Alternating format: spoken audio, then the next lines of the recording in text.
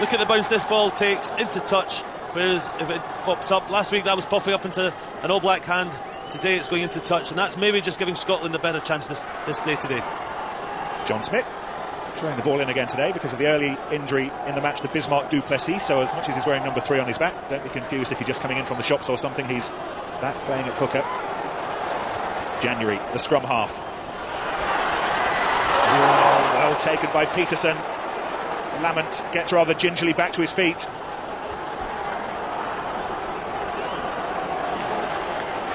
Ball still belongs to the men in bottle green though. Pienaar to Skoltberger. Janchez coming from fullback. Well tackled by Tom Evans. Pienaar.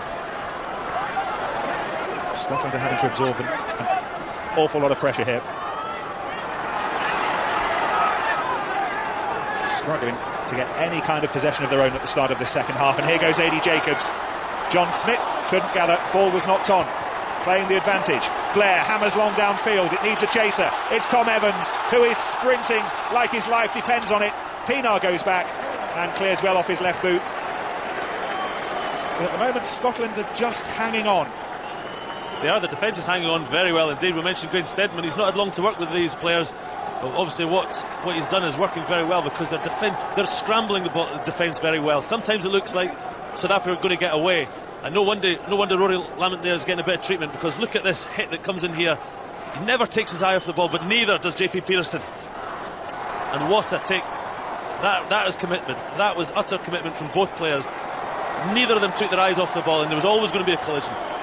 That's brave from Lamont as well, Andy, because you may remember that horrific collision he had with Ian Bolshaw back in the Six Nations.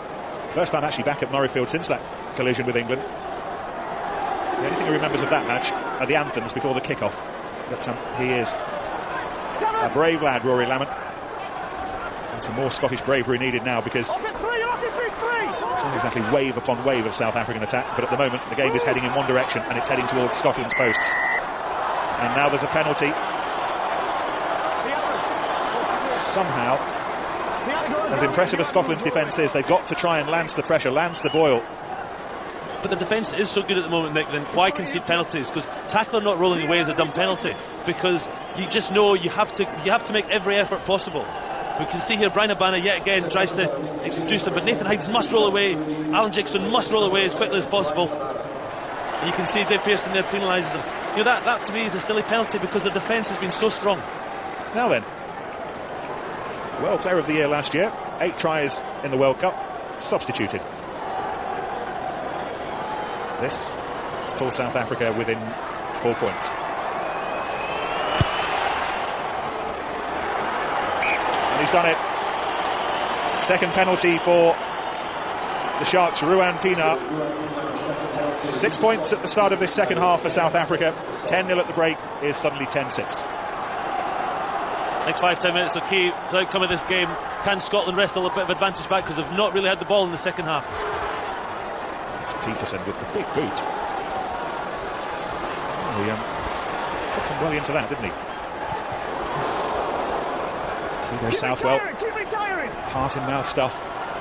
Here comes South Africa again with Pienaar. This is Jaque Fourie, the World Cup winning centre, who's replaced Abana. So 1 or 2 movements in the Springbok back line. That was an amazing tackle from, I think, Ewan Murray, was it? Not just the bloke who pushes in the scrum, and Scotland deserve more than that. It was an immense hit, but it's the Boks who'll have the penalty.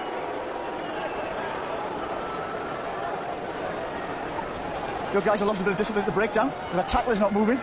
You now had a man who could have driven over the top of the ball, scooping it back from side. We don't know exactly what you want, because we were penalised over there. To the gate, on your feet. Mike Blair was keen on the conversation there. Dave Pearson wasn't. Yeah, but that was good captaincy with Mike Blair, because he's now putting a seed of doubt in Dave Pearson's mind. He said, I'm not quite sure what you're after here. And good bit of speech play by Mike Blair, but good tackle by Ewan Murray, a big hit. Look at this, that is just technique. He gets hold of him, and then there's a weight come in. Jim Hamilton, unfortunately, gets penalised just after that, but Ewan Murray, again, putting his hand up for selection for various other things in the loose now as well as in the tight. We're talking about Mike Blair as a Lions potential over the course of the afternoon.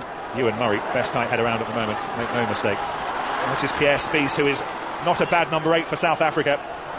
It's becoming a little relentless, this, from the box. From a Scottish perspective, it's becoming a little bit concerning. Scotland just cannot get out of their own half at the moment. And as a result of it, the penalties are beginning to come. And they're getting more and more tired as well. The time that the ball in play is increasing, and just look at that. 3/4 of the possession has belonged to South Africa. And a significant chunk of the territory as well. And most significantly, it's starting to show on the scoreboard. Berger. Still, though, you have to applaud Scotland's defence. Victor Matfield. Tall, big striding lock. January. Peterson to de Villiers. Fourie outside. Fourie for the line, and the Boks have scored, and it was coming. We're going to have some help from Graham Hughes and his zapper in front of the TV screen. Yeah, I've got you, mate. But instinct says Fourie got that down. Yeah, I think he did. I thought Hugo Southwell was in the right position to make another try-saving tackle, just as he did on Jean de Villiers a few minutes ago, but he just falls over, and that takes the weight of tackle away. Look. Yeah, try. He's going to get it straight away, I think. Dave, you may award the try.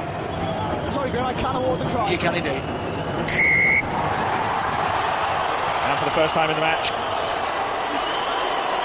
South Africa are ahead. Jaque Fourie, the scorer, his 23rd try. Look at the numbers, as good hands here, but look at it, there's a stumble. Hugo Southwell, I thought, was getting in a good position to make another tackle, but watch, you'll just see the end here, his feet just go for him. Look, he just stumbles, and that takes the weight of the tackle away for Jaque Fourie to get over the line. If he'd managed to keep his feet, I reckon he would have tackled him at the touch, just as he did a few minutes earlier with Jean de Villiers. Smartly done by the Boks nonetheless, though, particularly the pass from Jean de Villiers. With no time at all, he released Fourie. What does the conversion bring? Nothing. But South Africa are ahead. He was Jake White's first choice centre during the World Cup. Injuries have slowed him up a little bit since then, but here's why he starts World Cup finals. That really was outstanding finishing. It was. The irony is that a player we've talked about a lot today, Brian Abana, has just been taken off. He was the left wing. That would have been in his breadbasket, and he would have got a try, which might have given the confidence. Or maybe not. Indeed. It's a great point, though. It's a great point. And Scotland are beginning to ring the changes. You'll have noticed that Jason White's been replaced by the Northampton back rower Scott Gray, and JP Peterson wasn't far away, but Blair was even better. Magnificent stuff from the Scottish skipper. And they've got to come from behind now. Approaching the hour mark. Hines to Lamont. Let's see if they can have some possession themselves. They've barely touched the ball for the first 20 minutes of this second half. That's a penalty to Scotland. South African tackle is not moving away. The same as what I penalise you for. Bit of pain for Blair, but what a take. That was a great take. You can see it here again. Great technique. He'd never let his eyes come off that ball. Total concentration under severe pressure from JP Peterson, but you know, he'll now look at the field position, and he's getting another hit there from Schalkberger, and he'll be very pleased to hear the shrill whistle from Dave Pearson with the arm up there for a penalty, because Scotland haven't touched the ball really in this first 20 minutes, 19 minutes of the second half. They've conceded 2 penalties and a try to concede the lead at the moment, and Scotland just need a bit of field position. This is a long kick for Godman. I'm not sure he's got the distance for this. I wondered if it might have been a better call just to put this further into the 22 and try and get a bit of possession. Let's see. With exactly an hour gone, Godman to retake the lead for Scotland.